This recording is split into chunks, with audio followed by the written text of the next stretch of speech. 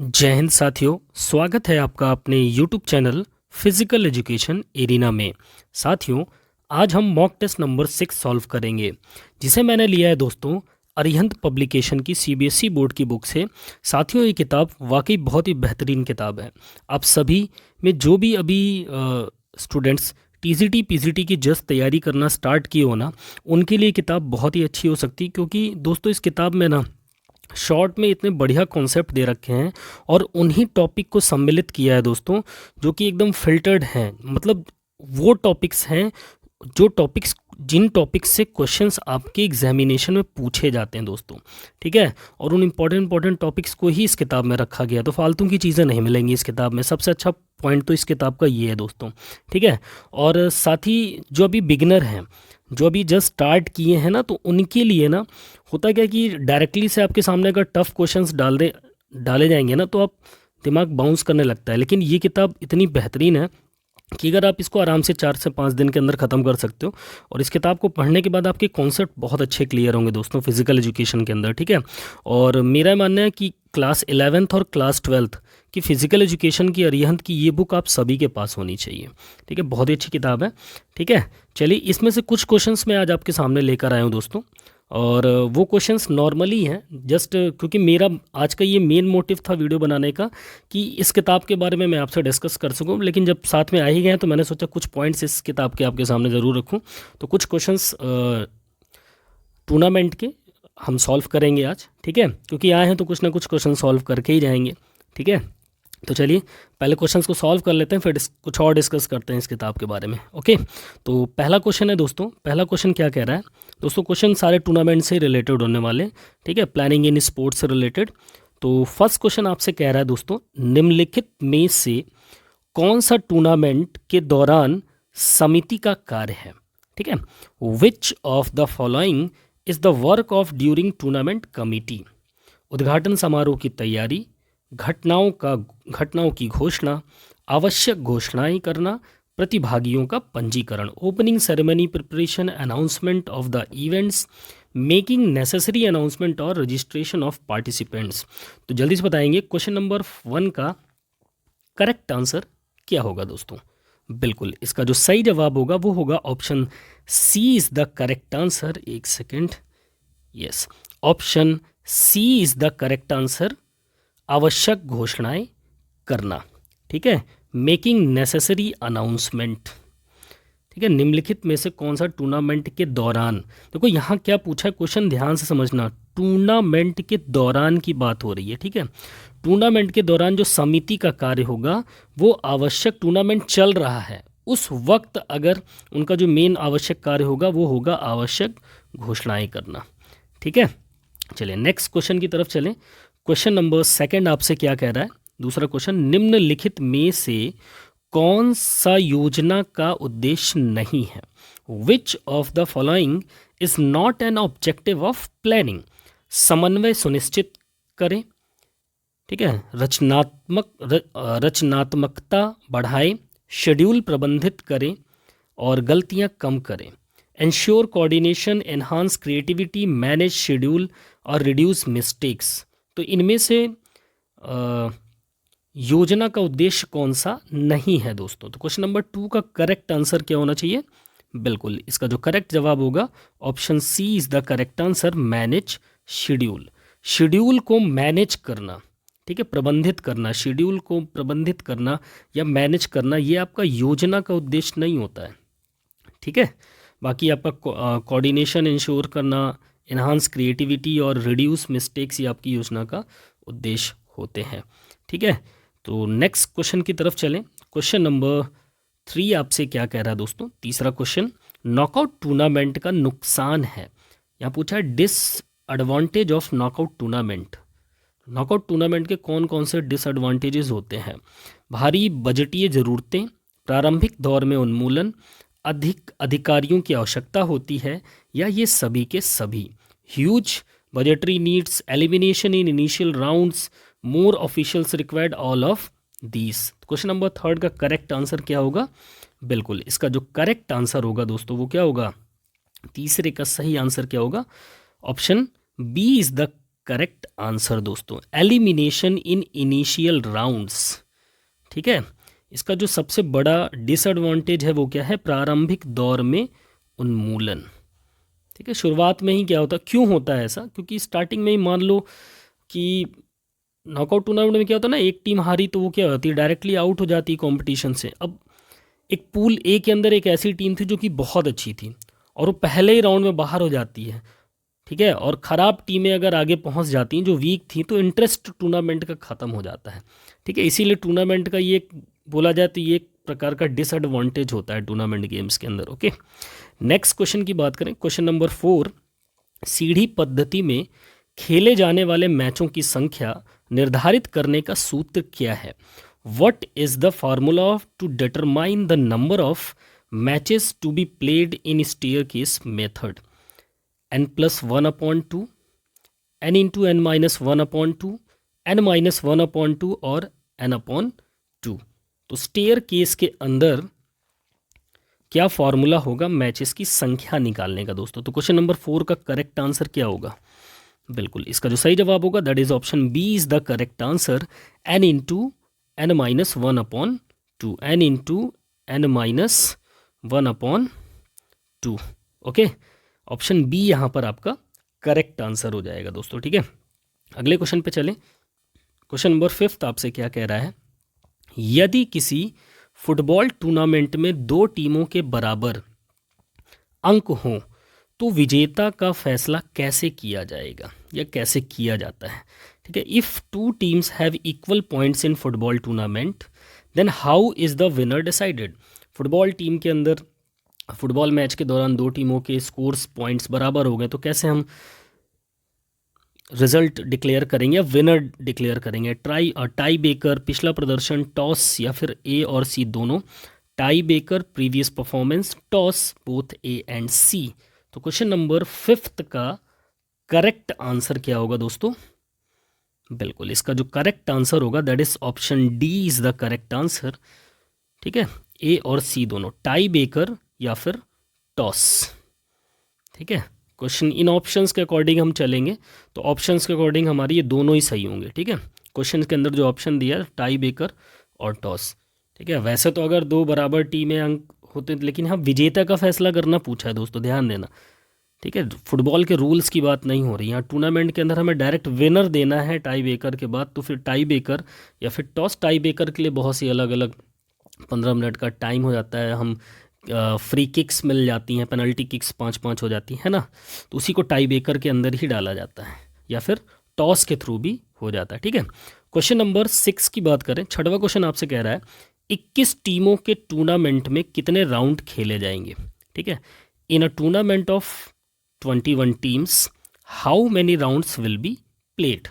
ठीक है, 21 टीमें हैं तो राउंड्स कैसे खेले जाएंगे? अब देखो दोस्तों, राउंड में अगर हमें निकालना है, चलो पहले इसका आंसर बताओ सब लोग फटाफट, तो फिर राउंड के बारे में चर्चा होगी। क्या होगा इसका करेक्ट आंसर क्वेश्चन नंबर 6 का? बिल्कुल option A is the correct answer, 5 round होंगे। अभी 5 राउंड होते कैसे? जब भी आपको राउंड्स निकालने हो ना दोस्तों, तो इसके लिए एक चीज़ ध्यान रखना हमेशा, n की पावर 2 पे, ठीक है, n की पावर 2 पे जाएंगे तो हमारी टीमें टोटल कितनी है? 21। तो n की पावर 2 करेंगे, 2 दूनी 4, दूनी 8, दूनी 16, अभी तो 21 है तो एक बार और जाएंगे, दूनी 32, ठीक है। तो अब अगर n की पावर 2 में ही आपका वो आ जा रहा है, जैसे फॉर एग्जांपल अभी बताता हूँ पहले, तो इसके अकॉर्डिंग आपका ये आंसर हो जाएगा करेक्ट। देख लो 1 2 3 4 5 आपके राउंड्स होंगे। लेकिन यही टीम अगर हमारी 16 होती तब क्या होता? 2 इंटू 2 इंटू 2 इंटू 2। अब देखो 2 2 4 2 8 2 16, इसके 16 या तो इक्वल में आ जाए, उससे कम नहीं होना चाहिए 2 की पावर से, ठीक है। फिर अगर कम हो रहा है तो फिर नेक्स्ट की पावर 2 कर देते हैं, जैसे कि हमने इसमें किया। इस वजह से इसका आंसर 5 हो जाएगा, ठीक है। 16 टीमें होती तो यहाँ 4 राउंड हो जाते हैं, ठीक है। इस तरीके से आप नंबर ऑफ राउंड्स निकाल सकते हो टूर्नामेंट के अंदर, ठीक है। अगला क्वेश्चन है हमारा question number 7। Double league tournament पे मैचों की संख्या निर्धारित करने का सूत्र क्या है? The formula for determining the number of matches in a double league tournament is n into n-1/2, n-1, n/2, n×n-1। तो डबल लीग टूर्नामेंट में मैचेस की संख्या निकालने का फॉर्मूला क्या होगा दोस्तों? ऑप्शंस आपके सामने हैं, जल्दी से बताएंगे क्या होगा करेक्ट आंसर। बिल्कुल, इसका जो सही जवाब होगा that is option D is the correct answer, n×n-1। Double league tournament के लिए आपको n×n-1 का फॉर्मूला लगाना पड़ेगा। ठीक है, n means number of teams हो जाता है यहाँ पर। ठीक है, जितनी टीम होगी इसको इंटू करके टीम से 1 को माइनस करा देना है। ठीक है, नेक्स्ट क्वेश्चन की बात करें, क्वेश्चन नंबर 8 आपके सामने है। 5 टीमों के एक मैच में चक्रीय विधि से कितने मैच खेले जाएंगे? इंपॉर्टेंट क्वेश्चन है दोस्तों। ठीक है, in a fixture of 5 teams how many matches will be played by cyclic method? Cyclic method के अंदर, ठीक है, फिक्सचर 5 टीम का फिक्सचर बना है, तो कितने मैचेस खेले जाएंगे? ऑप्शंस आपके सामने हैं 15, 6, 10 और 8। तो करेक्ट आंसर क्या होगा जल्दी से बताएंगे, फिर इसके बाद इस पर डिस्कस करेंगे थोड़ा सा। बिल्कुल, इसका जो करेक्ट आंसर होगा क्वेश्चन नंबर 8 का दोस्तों, वो होगा आपका option C is the correct answer. 10 matches खेले जाएंगे दोस्तों। ठीक है, 5 टीमों के एक मैच में चक्री विधि से कितने मैच खेले जाएंगे? 10 मैचेस खेले जाएंगे। ठीक है, तो 5 टीम का फिक्सचर बना हुआ है साइक्लिक मेथड के अंदर, तो कितने मैचेस होंगे हमारे? 10 मैचेस होंगे। कैसे होंगे? देखो दोस्तों, साइक्लिक मेथड के अंदर यहाँ एक चीज़ समझना है आपको। ठीक है, हमारी ये 5 टीम का फिक्सचर बना हुआ है, ये फिक्सचर ऐसे होता है इसका। ओके, सबसे पहले आप आखिरी में जो टीम होगी उसको हमने लिखा 5 लिखा, 4 लिखा, 3 लिखा, फिर पहले वाले को बाई दी जाती है इसमें, फिर 1 और 2, फिर उधर से उल्टा आएंगे, फिर 5 लिखा तो इधर 4 से स्टार्ट करेंगे जहाँ तक जाएगा, फिर पहले वाले को बाई देंगे। तो हर एक राउंड में अगर आप देखोगे कितने मैच हो रहे हैं, ठीक है, 1, 2, 3, 4, 5, 6, 7, 8, 9, 10। ठीक है, तो इस तरीके से आप नंबर ऑफ मैचेस आप अपने साइक्लिक मेथड के अंदर आप काउंट कर सकते हो, और इसका फिक्सचर भी दिए रखा है यहाँ पर, इससे आप क्लियर तरीके से समझ सकते हो। ठीक है, टोटल नंबर ऑफ टीम हमारी 5 दी हुई थी, जिसमें मैचेस हमारे 10 हो गए। तो टोटल नंबर ऑफ राउंड पूछ लेगा, तो भाई ये राउंड तो आपके सामने ही, पहला राउंड। ठीक है, राउंड की बात करें तो यहाँ आपके सामने ही है, पहला राउंड ये हो गया, दूसरा ये हो गया, तीसरा ये हो गया, चौथा ये हो गया, पांचवा ये हो गया, first round, second round, third round, fourth round, fifth round. इस तरीके से आप साइक्लिक मेथड के अंदर आप क्लियर कर सकते हो। ठीक है, चलिए आगे बढ़ते हैं। अगला क्वेश्चन नंबर 9 आपसे क्या कह रहा है, निम्नलिखित में से कौन सा कथन गलत है? ठीक है, which of the following statement is false? Tournament से खेल कौशल विकसित होता है, सीढ़ी और चक्री फिक्सचर के तरीके हैं, लीग टूर्नामेंट में बाई विधि का प्रयोग किया जाता है, टूर्नामेंट सामाजिक कौशल विकसित करने में मदद करते हैं। ठीक है, tournaments develop sports skills, staircase and cyclic are methods of fixtures, bye methods is used in league tournaments, tournaments help develop social skill. तो अब इसमें से जो गलत है ना वो हमें पकड़ना है। तो अब जैसे हम बात करें, bye method is used in league tournament, staircase method and cyclic. अब ये स्टेयर केस मेथड और साइक्लिक मेथड बिल्कुल ये फिक्सचर के प्रकार तो हैं ही, और टूर्नामेंट मेथड जो होगा वो आपका स्पोर्ट्स स्किल को, बिल्कुल आपकी स्पोर्ट्स स्किल को डेवलप करने का काम करता है। Tournament helps develop social skills, बिल्कुल आपकी सोशल स्किल्स को भी यूज़ करने का काम करता है। ठीक है, और फिर क्या कह रहा है, bye method is used in league tournament.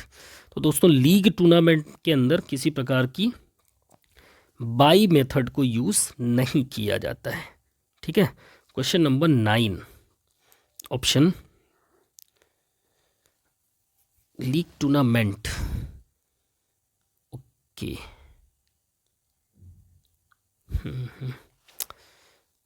एक सेकेंड।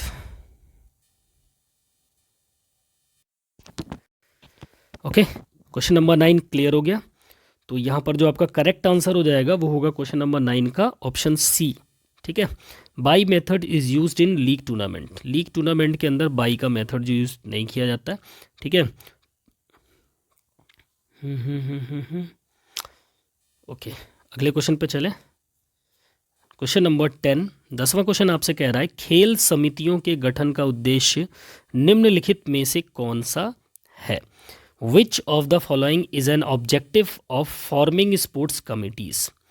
ठीक है, फॉर्मिंग स्पोर्ट्स कमिटीज़ की ऑब्जेक्टिव्स कौन से? Establish goal, defining tasks, execution of plans और ऑल ऑफ दीज। लक्ष्य स्थापित करना, कार्यों को परिभाषित करना, योजनाओं का क्रियान्वयन, या फिर ये सभी। तो क्वेश्चन नंबर 10 का करेक्ट आंसर क्या हो जाएगा दोस्तों? बिल्कुल इसका जो करेक्ट आंसर होगा दैट इज ऑप्शन डी। ये सभी के सभी आपके क्या होते हैं? ऑब्जेक्टिव्स होते हैं स्पोर्ट्स कमिटीज़ के। ठीक है, नेक्स्ट क्वेश्चन, क्वेश्चन नंबर 11 आपसे कह रहा है किसी टीम को टूर्नामेंट के शुरुआती राउंड को छोड़ने के लिए दिया गया विशेषाधिकार कहा जाता है। A privilege given to a team so that it can skip the initial rounds of a tournament is called by award, consolation और seeding। so question number 11 का करेक्ट आंसर क्या हो जाएगा? that is consolation।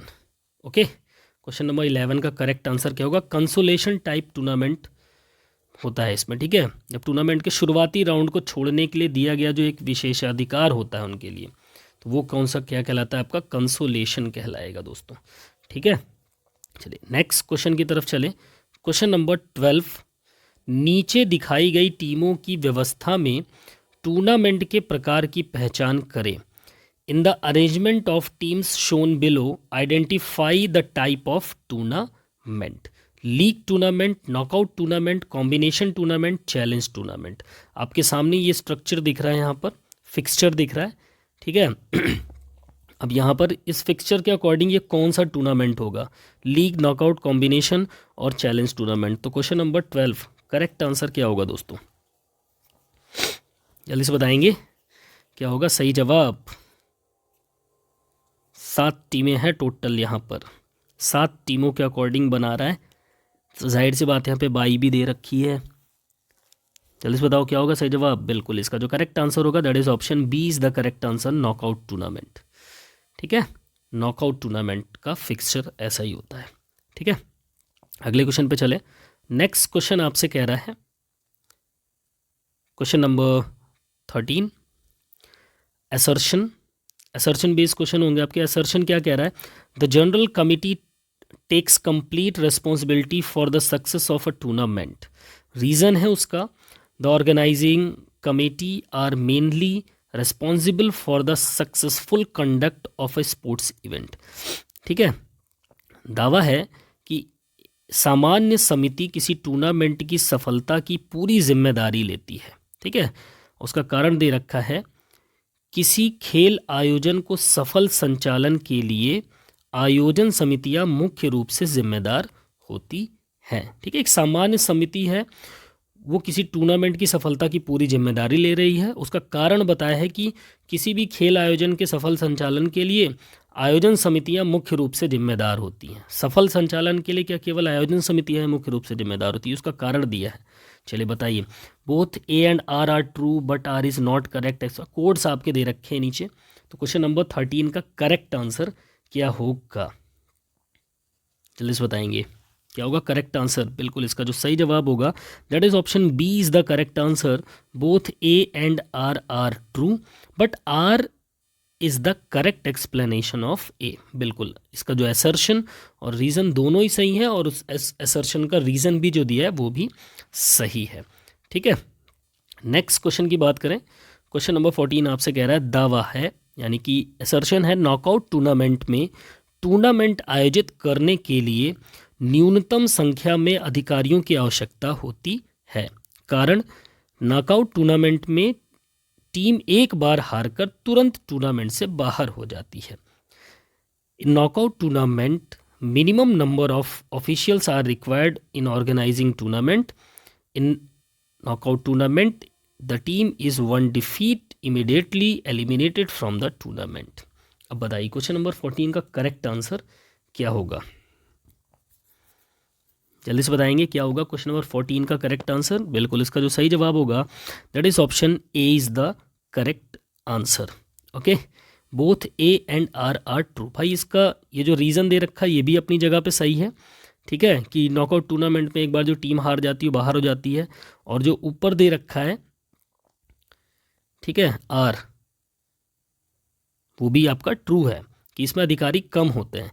लेकिन अगर हम इसके reason की बात करें कि अधिकारी कम होते हैं, ठीक है, मतलब कि नॉकआउट टूर्नामेंट के लिए न्यूनतम संख्या में अधिकारियों की आवश्यकता होती है, कम अधिकारी रखे जाते हैं, उसका रीज़न ये है कि हर टीम बाहर हो जाती है मैच हारने के बाद, तो वो क्या होगा, इसका एक्सप्लेनेशन सही नहीं होगा। ठीक है, इस रीज़न से नहीं होता है। ओके, तो option A is the correct answer हो जाएगा क्वेश्चन नंबर 14 में दोस्तों। ठीक, तो अब किताब के बारे में अगर मैं बताऊँ ना दोस्तों, तो जो किताब है ना वाकई काफ़ी अच्छी किताब है, क्योंकि उसमें बेसिक आपका स्टार्टिंग का जितना भी आप यूपी टीजीटी पीजीटी के अंदर जो यूपी टीजीटी पीजीटी हो गया, बीपीएससी हो गया, है ना, अभी आप बीपीएससी का पेपर उठा कर देखो, पूरा सीबीएसई बोर्ड की बुक से पूरा मतलब एग्जैक्ट जिसने भी वो किताबें पढ़ी होंगी ना सीबीएसई बोर्ड्स की, बहुत आराम से उनका सिलेक्शन हुआ हो। ठीक है, एलटी ग्रेड हो गया आपका, डी ट्रिपल एस हो गया, एस्टेट हो गया, आने वाले जितने भी फिजिकल एजुकेशन के एग्ज़ाम है ना दोस्तों, इन एग्ज़ाम के अंदर आपको काफ़ी हेल्पफुल होगी ये किताब अरिहंत की। बाकी और भी किताबें हैं, बट जिन्होंने अभी जस्ट अपनी स्टार्टिंग करी है ना, टीजीटी पीजीटी की जो अपनी तैयारी शुरू कर रहे हैं फिजिकल एजुकेशन टीचर बनने की ना, उनके लिए काफ़ी अच्छी किताब है प्रैक्टिस बेस पे। इसमें 10 सैम्पल पेपर दे रखे हैं और अलग अलग टॉपिक पे दे रखे हैं, काफ़ी अच्छी बुक है। और पर्सनली मैंने पढ़ी तो मैं आपको रिकमेंड कर रहा हूँ कि किताब काफ़ी बेटर हो सकती है आप में से जो बिगिनर्स हैं अभी फिज़िकल एजुकेशन की प्रिपरेशन के लिए, तो इन बिगिनर्स के लिए तो काफ़ी अच्छी किताब है। बाकी जो पहले से अपना कॉन्सेप्ट और बेस को पढ़ चुके हैं ना, तो वो भाई डीपली अध्ययन में एकदम से लगे रहो, कायदे से बढ़िया बढ़िया मॉक टेस्ट लगाओ, थोड़ा टिपिकल क्वेश्चन के मॉक टेस्ट बहुत ज़रूरी है। मैं जल्दी आप लोग के लिए जो अभी आज का जो पैटर्न हो रहा है ना, आपके असर्शन बेस्ड क्वेश्चन ज़्यादा आ रहे हैं, असर्शन के साथ साथ अगर बात करें तो कॉन्सेप्ट बेस्ड क्वेश्चन काफ़ी आएंगे। ठीक है, आपको एक पैसेज वाले जो क्वेश्चन आते हैं ना, मैं उसके लिए भी एक बढ़िया सी क्लास ला रहा हूँ, जिसमें आपको मैं पर्टिकुलर 1 से 2 दिन में मैं एक वीडियो दे दिया करूँगा जिसके अंदर पैसेज वाले क्वेश्चन आपको देखने को मिलेंगे। ठीक है, चलिए, तो आज की क्लास में इतना ही। ठीक है, और बाकी इस किताब को अगर आप लोगों को ये किताब चाहिए तो मेरे पास अवेलेबल है। ठीक है, मैं फ्री में इस किताब को प्रोवाइड करा दूंगा आप लोगों को, ठीक है, अपने टेलीग्राम चैनल पे। बट उसके लिए एक छोटा सा प्यारा सा टारगेट है, एटलीस्ट 200 कमेंट्स, ठीक है, और 500 लाइक्स, इतने इस वीडियो पे लाके दिखाओ, तब तो लगेगा ना कि हाँ यार किताब आपको चाहिए। मेरे पास है, पीडीएफ में अवेलेबल करा दूंगा आपको। ठीक है, तो चलिए मिलते हैं नेक्स्ट वीडियो में, तब तक के लिए बाय बाय, टेक केयर, जय हिंद, वंदे मातरम, फिजिकल एजुकेशन जिंदाबाद।